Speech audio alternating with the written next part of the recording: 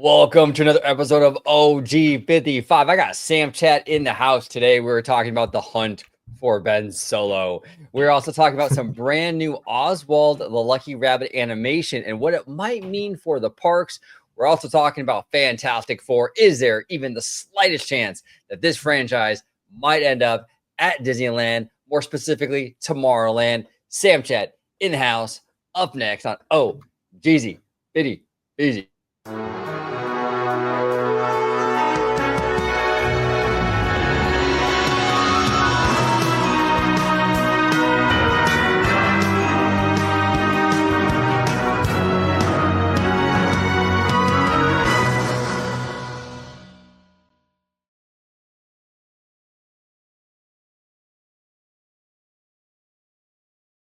Welcome aboard, everybody, to another episode of OG55. I got SamChat with me today. We're going to dive into some Star Wars, right? Totally non-controversial stuff, right, Sam?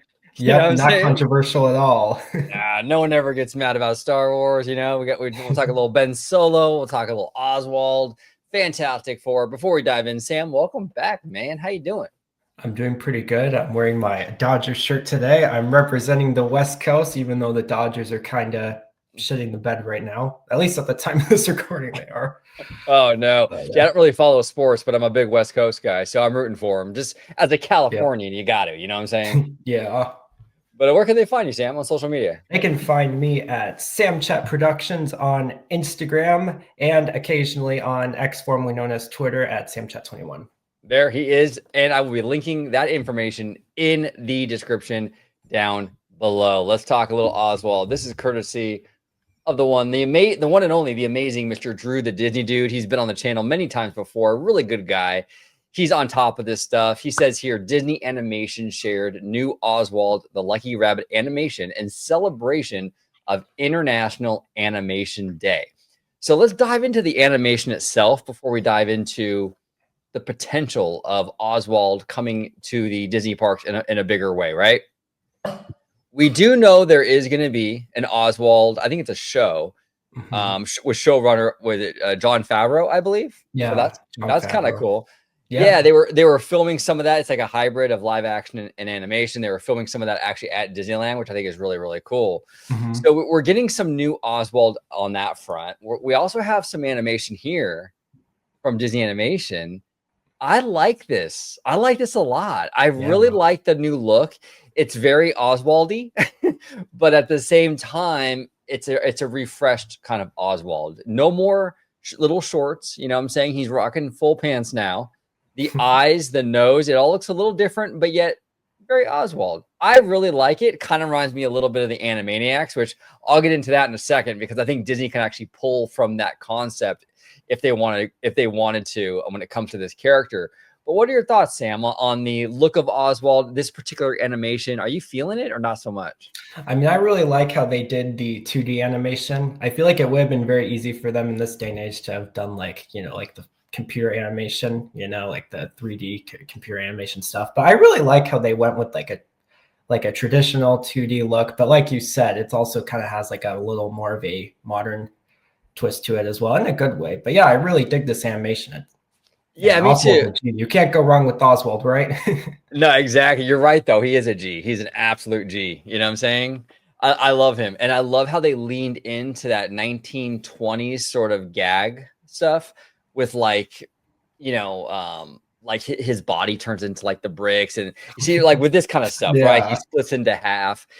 That's very like old school animation, you know? Sure.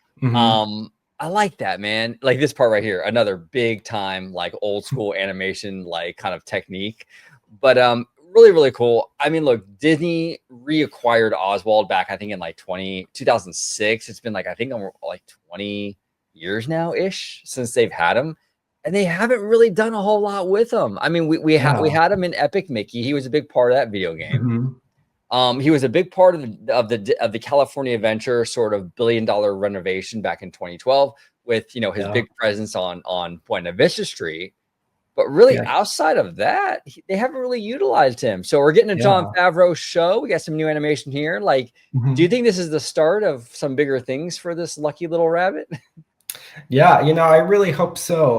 Always Oswald has always been a character who's been given a lot of like cameos, or at least since Disney got the rights back in 2006, right? Like he was in Epic Mickey, like you said. He was also like had cameos in the Paul Reddish Mickey Mouse shorts as well. Oh, that's true. Um, yeah, like he's always sort of felt like a cameo type of character, but I really like how they're sort of playing the spotlight back on the Oswald, so to speak. Like it feels like he's starting to become like he's getting his own thing. He's going to be the star of that. You know what I'm saying? So Yeah. it's pretty cool to see Oswald getting his own show like that. And honestly, I bet you if this Jon Favreau series takes off, we could see a lot more Oswald. Sam, I really hope so, from your lips to God's ears, buddy, because I think, look, a lot of people think, and I wouldn't be opposed to this, right? Mhm. I have a better option, but a lot of people will think, okay, Oswald, he belongs in Toontown, which they're not wrong. I mean, technically, you could do like a really cool, like little black and white street and have it all black and white animation and have a cute little Oswald dark ride. I mean, God knows where you'd put it, but if they could finagle that and work it out, I think that kind of concept would be really, really cool. You know what I'm saying? Yeah. But instead of it going into Disneyland, what I would do personally, and I'm very curious your thoughts, I would use Oswald as sort of DCA's Mickey and really lean into him being kind of the mascot of that part. And maybe put a really like an old school Hollywood Oswald dark ride, maybe right off of Buena Vista Street or something like that. I mean, look, we have a lot of issues, a lot of the stuff. Hollywoodland is a hot mess. Hollywoodland is Oh a yeah. fixer. Yeah, it's a fixer upper in a big way, and it's staying for the Yeah. most part. That at least that Mhm. that main street. Why Mhm. not put a cool Yeah. Oswald dark ride on there, and you improve the land. You add Oswald to this great park already. I mean, would you be down for that, or would you prefer it to go into Toontown or Disneyland? I see both sides. Like it would work very well in Toontown because obviously they're all tunes, right? But I do really like your idea about having Oswald on like Hollywoodland, or like kind of in that area between like Buena Vista Street and Hollywoodland. That sounds like a really cool idea because like Disneyland already has Mickey and Minnie's Runaway Railway, which is already sort of like a cartoony type attraction. Maybe it'd be cool to give DCA its own cartoon ride as well. Exactly, and it ties into kind of the vibe and the energy, that era of Buena Vista Street, Yeah. and it solidifies Oswald as like that DCA mascot. I think it'd be a lot of fun, Mhm. and you fix at least a little sliver of the Hollywoodland problem, and you can't get more Hollywoodland than something like this. I mean, this is Yeah. kind of perfect. So we'll see, we'll see what they do with Do you it, man. But think I hope so. Go ahead. do you think Charles Mintz would be the bad guy in this? Because Hey, Charles Mintz, he was the one that was basically was working with Universal when they lost the rights to Oswald, and then in Up they named Charles Muntz after Charles Mintz, which I thought that was super clever. that is very, very clever. Well, what's interesting too? Did you see the Walt animatronic yet over in the Opera House? Oh yeah, I saw it. It was super cool. Very cool. Loved it. But that documentary, did you pick up on that when they were talking about Oswald being taken? And it sounded like they bleeped out Universal. Because Wait, did they? yeah, it sounded like, because it said it was this weird like editing, and I don't know if it was just like a glitch at the moment or what, but it sounded like I think it was Bob Iger said something about Oswald was taken by, and then it was like they said Universal, but it was like you could tell it was like edited out.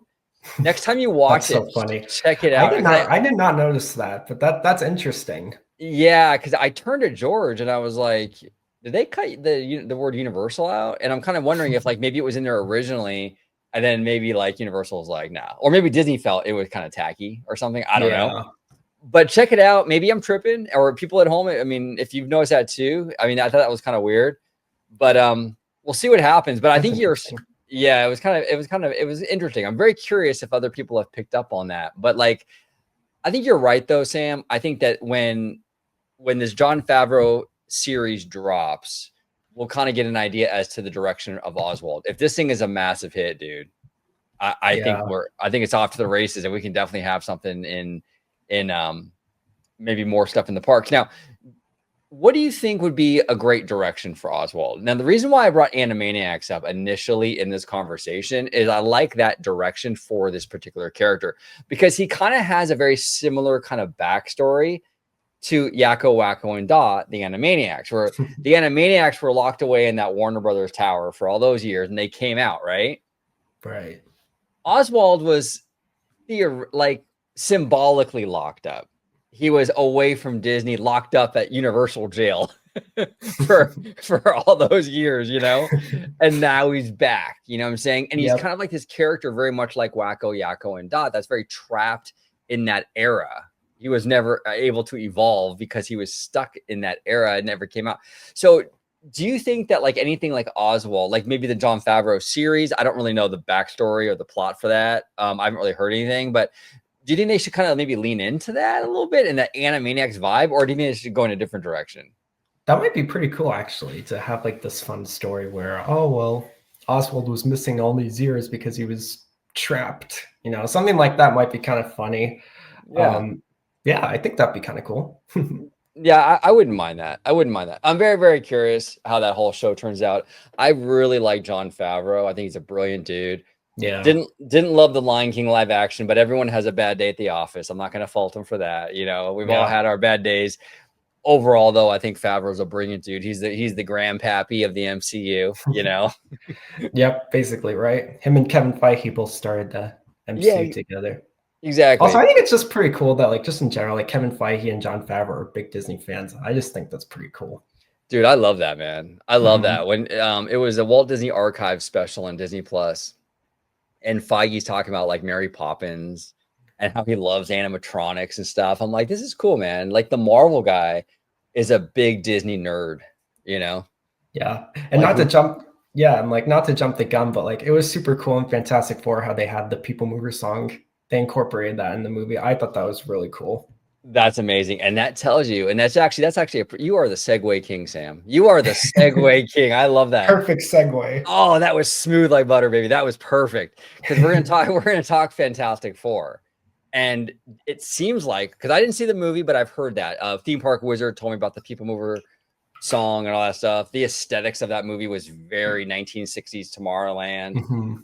The movie, I wouldn't say it flopped, but I would say it was a disappointment at the box office, right? Probably not what they wanted it to do in terms of its performance financially. Now, you messaged me and you said it's coming out on Disney Plus when exactly? I think it was November 4th. I think it's a week from Wednesday, a week from today. A week from today. So it's coming on Disney Plus. Is this the opportunity for this franchise to make a comeback?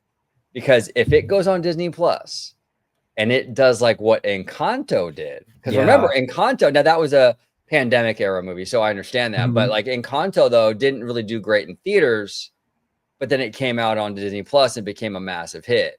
Is it possible we see something similar with Fantastic Four and it revitalizes Disney to sort of be like, wait a minute, maybe this is big and maybe we can put this in Tomorrowland? Do you think that's a possibility? I think it is a possibility. Right. Like as you were saying with Encanto, right? Like that movie made, I think it was like 261 million at the worldwide box office. It flopped, but then like when it dropped on Disney Plus, it became this global phenomenon. It won an Oscar.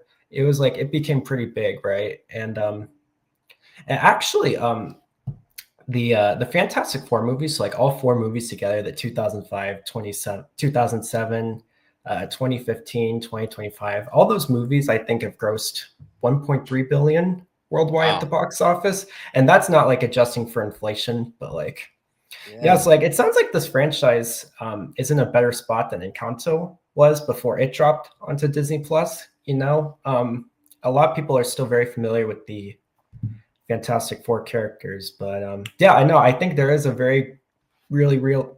Excuse me. I think there's a really strong chance that we'll see it take off. You know, it might even have a second life because they're releasing this after James Gunn's Superman dropped on HBO Max. That kind of feels like a strategic move, but absolutely. Yeah, no, I think that there could be, and I'm hoping for it. I'm really rooting for it because our Tomorrowland needs it. God knows it needs it. You know, It's if bad. that's, yeah, if honestly, like I know a lot of people are against putting Fantastic Four in Tomorrowland, like a lot of people online, but yeah, honestly, in my opinion, if that's what it takes to bring like the People Mover back and like the original rocket jets that were 3 stories in the air, honestly, I would be okay with that. Yeah, no, I was fine. I'm fine with that. Years ago, back in the day, like in the OG55 archives, there's an old video where I was talking about the People Mover and how you can even retheme it to the Stark Industries People Mover and lean into Stark Industries and the tech of tomorrow, so to speak, right? I mean, if you have to have an IP to it, if like you were saying, Sam, if that's the thing that brings it back, by all means, you know what I'm Yeah. saying? I know as fans, people get a little bit like, you know, they're like purists. Oh no, you can't. I don't care. Put Stark Industries, do the Fantastic Four thing. If it brings that thing back, I'm happy. You know. Yeah, same. Yeah, if that's what it takes to bring a Tron ride to Disneyland, yes, bring it. Yes, just put Fantastic Four in there. There you go. There you I go. always loved Tron. I always thought it would have been super cool if they brought a attraction based off the original Tron, like just that original aesthetic. I always thought that would be kind of sick. That would be pretty sick. Now, just so everyone is aware, you're talking about the original Tron tunnel in the People Mover, right? Oh, I was actually just referring to like a general like new ride. I thought it would be kind of cool, but yeah, like just kind of like the Tron tunnel as well, like that era of Tron. Yeah, no, absolutely. Now, would you, if they could fit it, would you want the Tron ride from Florida and Shanghai, or would you prefer something all new and different? I would prefer something all new and different, something that like would work much better with like Disneyland's small footprint. You know, like maybe they like I know most people sort of want Disney to just bulldoze everything in Tomorrowland and start fresh, but like I feel like even something like retheming Buzz Lightyear's Astro Blasters to like the 1982 Tron would be pretty sick. Yeah, something like that would be cool. Oh yeah, that's nerdy. I love that, Sam. That's great. That's great. That's great. But like, well, you know, they did get rid of Circle Vision because, you know, Bob Iger hates America. Yeah, Bob Iger hates America. There it is, right? No, to be fair, America. he hates America. It's proven, you know. No, that's a little inside joke with Sam and I, and Bob Iger had nothing to do with Circle Vision. So, but we were playing around. Sorry, Bob. Sorry. No, but yeah, we'll see. But yeah, if they bring Fantastic Four to, you know, if they bring like even just a big e-ticket, man, you can bulldoze that Star Wars launch bay building and put a nice big Fantastic Four e-ticket. We got that really cute Herbie robot, you know, that you can be roaming around, which I think is fantastic. No pun intended. You know, there's so much you can do. So much you can do with that franchise, and it's timeless. The aesthetic is timeless. It's retro future. So I think that's the kind of route you're going. My only fear over bringing Fantastic Four to Tomorrowland would be like, so are we going to have Fantastic Four characters in Disneyland and DCA? You know what I'm saying? Because like one thing that a lot of fans complain about is like Toy Story Midway Mania and Buzz Lightyear's Astro Blasters. Like a lot of people complain, oh, why do we have 2 attractions based off the exact same IP? So like, I would be okay with it if like they sort of kept the Fantastic Four characters like exclusive to Disneyland, and then they maybe kept the Avengers characters, you know, make that a DCA thing. I get that, like, you know, like Mickey and Minnie, they have meet and greets at both parks, right? Like I know that, like I think like meet and greets would be okay, but like as far as like big rides go, I feel like as long as Fantastic Four sort of stays unique, like as a Tomorrowland exclusive, so to speak, I think that would work.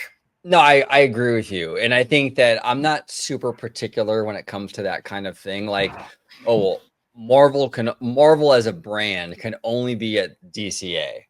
I think that's very limiting. You know what I'm saying? Because Marvel as a brand spans like I think Marvel is almost as old as Disney or like pretty close to it.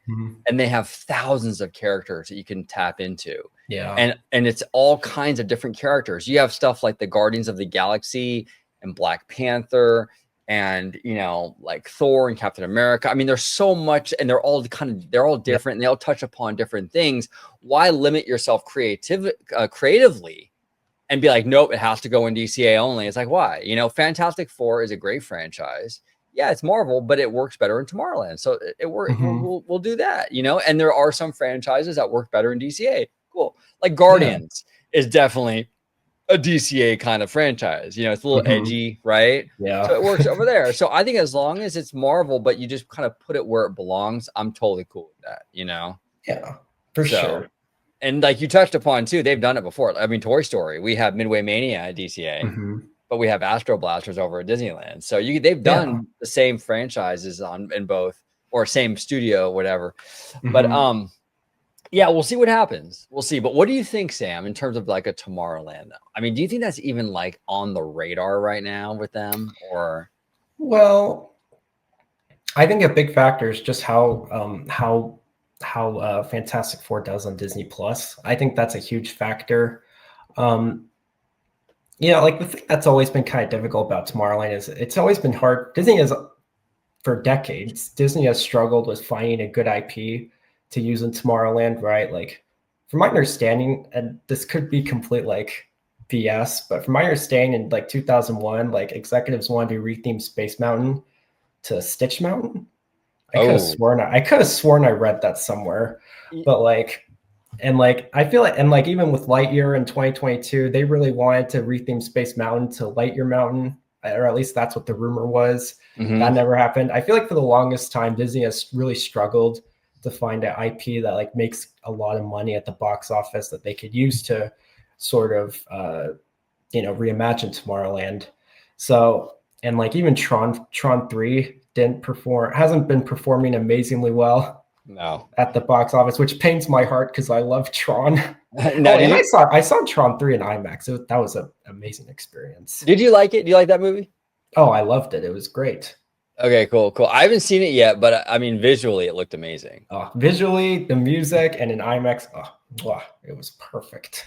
Okay, cool. Yeah, our buddy Alan from Almighty Coasters, I had him on a bar chat here on the channel. He said he loved it too. He loves Tron, but he said it was fantastic. You know. But yeah. But to answer your original question, unfortunately, I don't think it's likely because we already have a lot of other stuff in development as well for like DCA, because it seems like that's where most of the investment for the West Coast is currently happening right now with like Pandora, Avatar, the 2 e-ticket, Pandora, Avatar. That was the same thing. But yeah, Pandora, the 2 Avengers, and Coco. There we go. That was the 4th one. And even like with like Disneyland Forward stuff, I don't think it's likely, but I would still love to see a new Tomorrowland. Yeah, me too. I think, yeah, we'll eventually get it. I think you're right though. I think there's been a string of franchises that were potential for this land.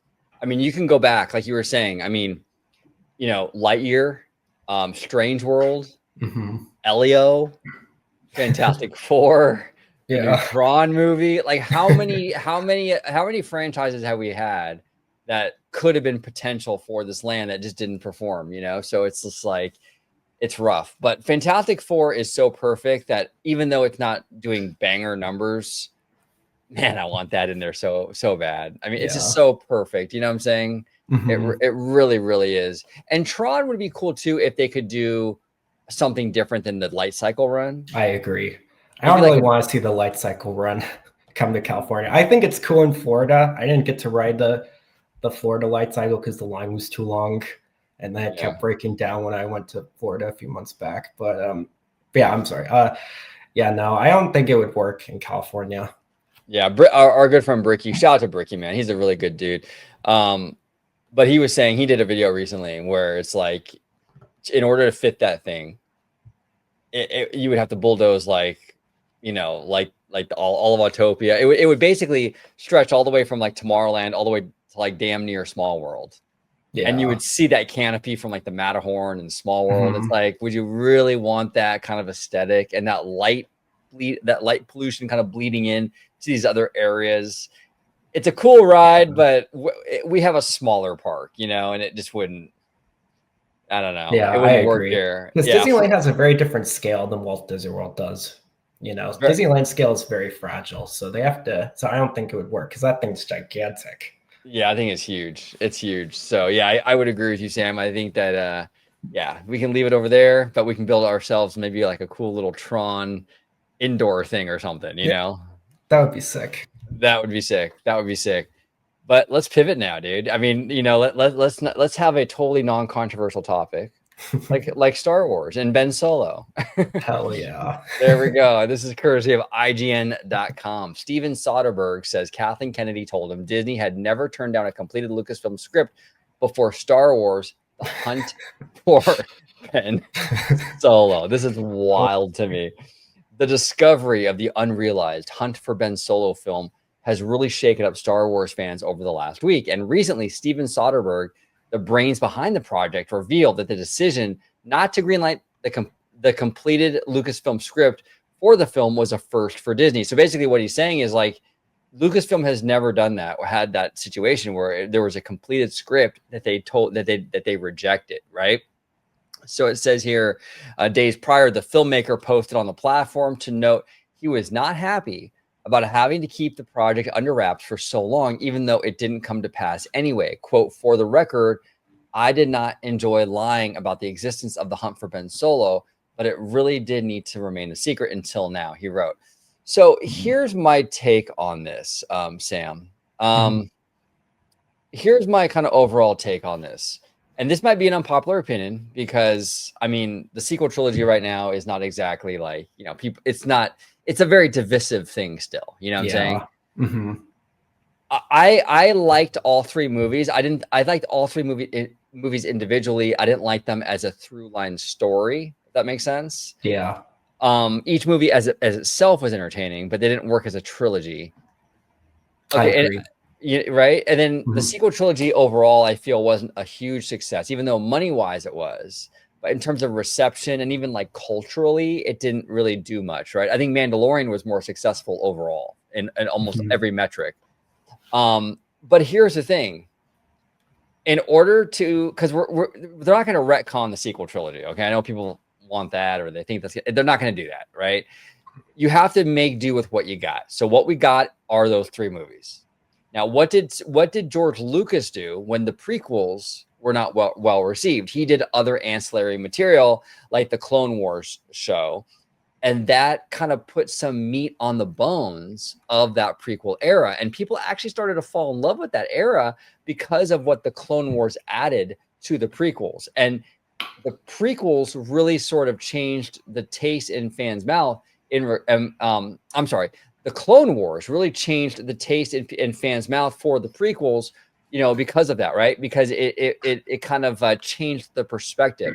I feel like a Ben Solo or really any kind of sequel trilogy content, whether it's a new show, a new movie, another trilogy, or whatever, you can kind of build upon that sequel trilogy and make it. You can almost create a situation like you did with the prequels, where people's hearts, you can kind of win people over because you're dabbling in that era again, but now with better content. Yeah. So it can kind of change the way you look at the sequels. I think that's really the best thing they can probably do. So I'm all for a Hunt for Ben Solo movie. I think that would be really fascinating. I love this character. I was really pissed off when they yeeted him off that cliff. And I was like, what are they doing? This sucks, man. Why would they do that? Why would they do that to this guy? You know, it was such a cool arc and everything. I really liked his story and everything. I don't know. I thought it was really dope. But like, I would have liked to seen a continuation of that. And also Adam Driver, who is like kind of picky and very critical with stuff. You know, I've heard him interviewed before, and especially even with like Star Wars. He said it was like one of the best scripts he's ever read. I'm like, really? That's yeah, I know. And I'm like, why would Disney pass this up? I don't know. Maybe they got cold feet because it's a sequel trilogy, but I'm telling you, Disney, the only way you're gonna sell these characters is if you continue to make content, but better content. The characters themselves are dope. It's just those three movies didn't work as a trilogy. But if you dip into some cool Kylo Ren or Ben Solo again, or some Finn, or even Rey, and you did it in a better way, I think people are going to be on board with that. It's not the characters that were the problem. It was the story of the sequel trilogy that was the problem. You know what I'm saying? But what say you, Sam? You know, it's interesting.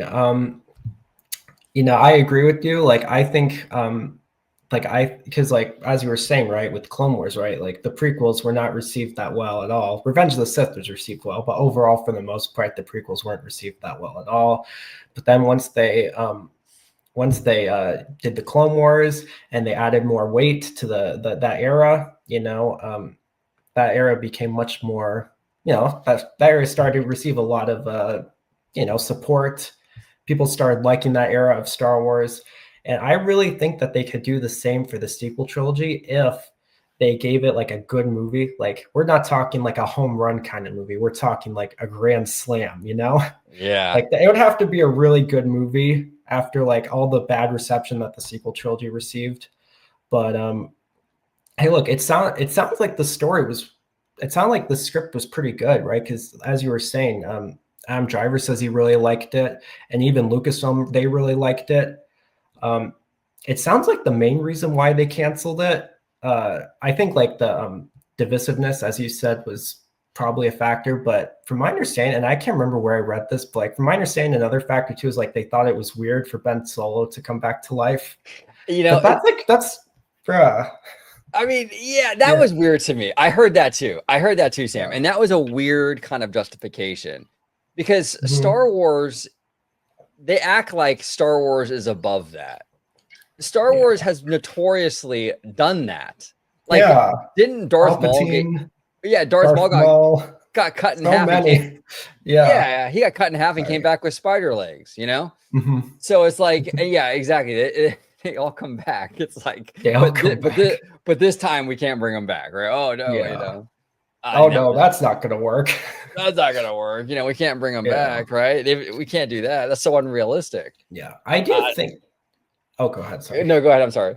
No worries. I was gonna say, I do think though that this sequel trilogy, though, I do wish it had a stronger foundation to it. Not only in terms of like a storytelling trilogy, but also too just more in terms of like the weight of the trilogy, because like prequel trilogy had a lot of relevant themes of like the fall of democracy and like a lot of really real world relevant themes, and that's one of the things that I loved about Andor is that it had a lot of real world relevant themes to that story as well.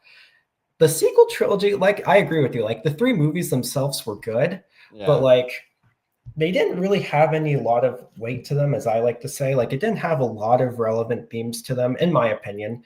And I think that's one reason why it's, in my opinion, very hard to fix this franchise. Not fix sounds kind of harsh, but like sort of help the franchise be more popular, or help the sequel trilogy be more popular, because it doesn't really have the strongest foundation to begin with. So I can see why, looking at Disney's perspective, I could see why it might be like a harder, it might be a little like they are like a little against it, because like it doesn't have the strongest foundation to begin with, and it's not really received well at all for the most part. No, you're right. Because ground. Yeah, and what George Lucas initially wanted to be, right? He wanted the sequel trilogy to sort of study like the rebuilding of democracy and the struggle it takes. So it was supposed to be, the prequel trilogy was the fall of democracy, the original trilogy was the fall of dictatorship, and then the third trilogy was supposed to be like the rise of democracy again and the struggle it takes to rebuild it. But instead what we got was fall of democracy, fall of dictatorship, the fall of dictatorship again. That's basically what we got. So I would really like, personally, what I would wish they do is I would really like them to see them revisit some of those ideas. Like maybe we get a new trilogy that takes place right after Return of the Jedi that would have that would study, the struggle it took to rebuild democracy after the fall of the Empire. And maybe we even get to see more of like what Han, Luke, and Leia were doing post Return of the Jedi. I feel like something like that would be kind of cool. And this may be unpopular, but personally, I wish they would do that first before revisiting the sequel trilogy. Because one of the reasons why a lot of fans hate the sequel trilogy is just because they abandoned George Lucas's ideas. I think that's really like mostly the reason why. So I think it would be really cool to like sort of do that, go back and revisit his ideas. And from my understanding, they're actually already doing that with that Darth Maul show. From my understanding, that Darth Maul TV show that's coming up is using a lot of those ideas from the sequel trilogy. So yeah, personally, I wish they would revisit some of those ideas and then go back to the sequel trilogy. Yeah, I agree with you. I would love to revisit a lot of like Lucas's stuff too. Like now that Darth Maul, is that an animated show? I think it is, but I'm not certain. I'm almost certain it is though. Okay, because I remember, when did they announce that? Was that Star Wars Celebration recently? I can't remember. It was like last year or something, right? Like I think, if I'm not mistaken. Yeah, I'm glad. I didn't know that. I didn't know that they were utilizing some of Lucas's stuff, and I think that's fantastic. You Oh know. yeah, it is an animated show. Okay, cool. And that's probably why they're utilizing Lucas's stuff, because who does the Mhm. animated stuff? Filoni, right? Filoni. And Filoni, Yep. you know, he's the guy, man, and he really does follow Lucas's stuff pretty, you know, textbook, right? So Yeah. that makes sense.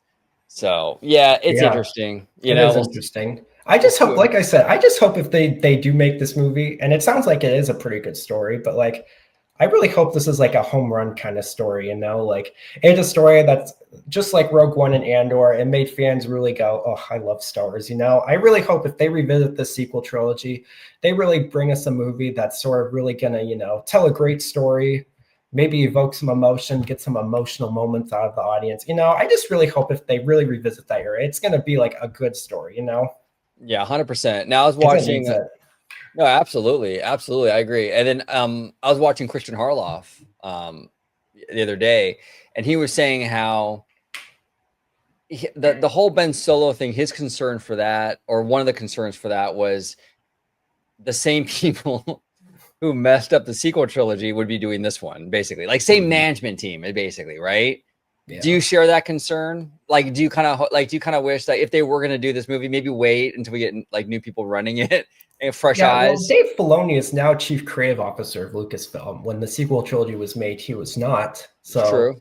That's true. like, I think one of the things that really hurt Kathleen Kennedy was that like she wasn't paired with like a chief creative officer, you know, someone sort of like James Cameron who can set a creative vision for, Yeah. excuse me, for the studio. You know what I'm saying? Like, I think that was sort of the mistake from the start because Kathleen Kennedy is a very talented producer, Yeah. but like, I just think from the creatives, as far as creative go, the creative side of the company goes, and just setting a creative vision, I just think I'm sorry, I think she failed miserably at that. Yeah, no, I would agree. I would agree with you. Yeah, she definitely needs like a creative person like with her to kind of walk. You know, she's Yeah. very Because there are two sides to filmmaking, right? There's the creative side and there's the administrative side. It sounds like she was amazing with the administrative side. It was just creatively, she just couldn't do it. But I'm sorry, what were we saying? No, and you're absolutely correct. Because like a producer is more about like, okay, we need 70,000 snakes sent to this location, kind of, Yeah. right? And that was her job. That was her gig. But that's different than like, you know, green lighting projects and that, you know, that creative process, running a studio, you know. So she was good at the producing, but the other stuff, you know what I'm saying? So, Yeah. which And is it's, fine. You know, not everyone is good at everything, you know. I mean, but yeah. it's, you know, it is what it is. You think she's going to be around for a lot longer? Or I feel like she's been there for. I don't know. Because every time we hear a rumor that she's going to step down, it's never really true. So I just don't really know anymore. But yeah, I mean, John Campea, do you have the John Campea drop? Oh, do I? Oh, you know what? Hold on. I think I do. Hold on one sec. I'll do I have the Campia drop? Where's? Oh, here we go. God, I sound like a Bob Iger dick rider. Did that come through? Could you hear it? Yep, I heard that. I heard that. Yeah. Okay, cool. Because I've been having some issues with my Roadcaster, so I'm glad it came through. But yeah, no, Yeah. that's Campia. That's our boy right there. You know what I'm saying? It's John Campea made an interesting point though. He said that like this is kind of embarrassing for Lucasfilm because Bob Iger usually lets these studios self-manage themselves, but like the fact that like they actually have to run a script by Disney before getting it approved is kind of embarrassing. Big I think time. that was his point. Yeah. Yeah, big time. Yeah, shout out to Campia, man. Like John Campia, Christian Harloff, all those guys over there are made like, well, they used to all be together with AMC and Collider, but now they've gone their separate ways. But though that whole crew is so good, man. I mean, I love those guys, and like they really like, especially Christian Harloff, really inspired me to get into this whole thing in the first place. You know, That's it's cool. it's a bunch of dudes sitting around talking nerdy shit. You know what I'm saying? You can't get, you know. I feel like I've learned a lot about movies and like Hollywood just from listening to John Campea. Yeah. Oh, absolutely. Do you remember like a few years ago his epic rant? About Disneyland, about the Rise of the Resistance, and the Spider-Man ride. So mad. And he did like the double middle finger, the whole thing, bro. Yeah, it was like that was crazy. I remember that. I bet you he lost his special access. Oh yeah, no special action. No. No. Yep. That was hilarious, man. That was funny. But you know what's funny about that too? We joke about special access a lot because that's out there. It's like a meme almost where people like assume that if you get invited to things, then automatically you're compromised. And I've heard from John Campa, he's talked about it on his show before, and other people as well. Disney actually encourages people that get invited to these events, these movie premieres, or even theme park stuff, to be honest. They like you to be honest in a respectful way, obviously, you know, but they want you to be honest because they want that feedback. They also want to set a proper expectation for fans. You know, they don't want like the media coming out of something going, wow, that was the best thing ever. And then it sets that expectation. So when people go see it, they're let down. They don't want that either. So they actually do encourage honesty. And John Campia, he was getting invited to everything. I think he actually ended up not going. I think he pulled his access on his own, if I'm not mistaken. But up for years, I mean, he was getting invites to everything. And I know Harloff gets invited to stuff. And they are very critical of Star Wars and Disney in general. So yeah, that whole special access thing is like, you know, we joke about it, but Disney isn't as harsh with it as people think they are. You know what I'm saying? Yeah, for sure. But anyway, Disney, thank you for the special access. I made the statement. Now you can go ahead and send me my check. Just forget everything I said about Kathleen Kennedy, Disney. No, exactly. Yeah, you know, no worries. No, but Sam, really good time, brother. I appreciate you. These were actually all of Sam's topics, and they were really, really good topics. Actually, well, the Star Wars one and the Fantastic Four. I think the Oswald one was mine. So we kind of had a joint, your idea. Like a collabo effort. Fun little collab, yeah. It was fun. It was fun. But before we get out of here, we can't forget the lovely, the one and only Miss Mimi Fan. She's a friend of the channel. If you're looking for any fun spots in the LA or OC area, or you're looking for Vietnamese food, boba places, Korean barbecue, whatever it may be, Mimi Fan is your girl. Check her out on Instagram, Mimi Fan. You can also check her out here on YouTube. All of her information will be down below. She's a really, really fun girl. We love Mimi Fan, so make sure you check her out and show her all the love. Also, our good friend Jared from Capture the Magic has a great t-shirt apparel store, CTM Apparel. If you use promo code OG55, you get 10% off on shirts like this amazing Peaches shirt. You know what I'm saying? I mean, come on. We all love Peaches. We all love Super Nintendo. This is perfect. So check it out. OG55 as a promo code. It'll save you 10% off. This is also in the description down below. So we got Jared and we got the lovely Mimi Fan. Make sure you check both of them out. They are family here at OG55. Sam, speaking of family, love having you on, sir. Where can everybody find you on social media, my friend? Yeah, thank you so much again for having me on. You could find me at SamChat Productions on Instagram, and you can also find me at SamChat21 on X, formerly known as Twitter. There we go. You're a brave man going on X. Yeah, I'm a brave man. You're a brave man, buddy. I haven't logged in a few months, but I'm on Instagram still. I mean, I like Instagram quite a bit, and I check Threads every now and then.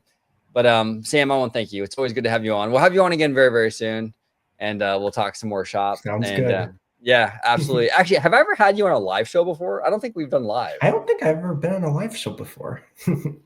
Maybe we'll do a live now. You know, yeah, that'd be fun. It'd be fun. It'd be fun. But thank you for coming on, and thank you all for watching this episode of OG. Thank you so much for watching OG55. Don't forget to smash that like button, subscribe, and become a member today.